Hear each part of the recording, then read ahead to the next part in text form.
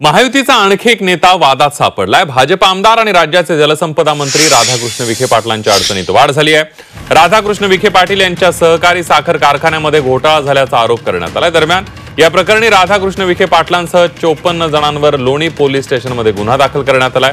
2004, 2005 तसंच 2007 या कालावधीमध्ये असलेल्या संचालक मंडळांनी राष्ट्रीयकृत बँकांकडून शेतकऱ्यांच्या नावे बोगस कर्ज घेतला आणि त्या कर्जाचा शेतकरी बांधवांसाठी उपयोग न करता स्वतःच्या हितासाठी वापर केल्याचा आरोप बाळासाहेब केरुनाथ विखे यांनी केलाय। या प्रकरणी सुप्रीम कोर्टाने राधाकृष्ण विखे पाटलांना अटकेपासून संरक्षण दिले, मात्र प्रकरणाच्या चौकशीचे आदेश कोर्टाकडून देण्यात आलेले आहेत।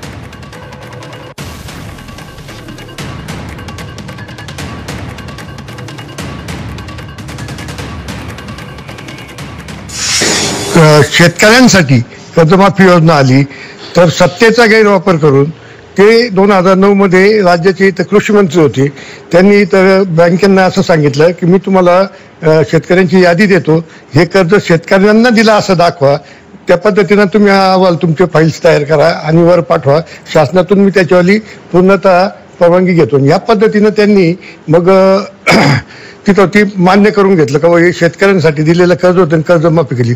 शेतकऱ्याच्या खात्यावर हे कर्ज घेतल्याचं दिसत नव्हतं आणि कर्जमाफी झाल्याचे सुद्धा नोंद त्यांच्या खात्यावर टाकलं आणि कर्जमाफी झाली असं दिसलं नाही। म्हणजे हा एक प्रकारे मंत्री राधाकृष्ण विखे यांनी सत्तेचा गैरवापर करून याच्यावर म्हणजे शासनाच्याच पैशावर खऱ्या अर्थाने का फार मोठा दरोडा टाकलेला आहे।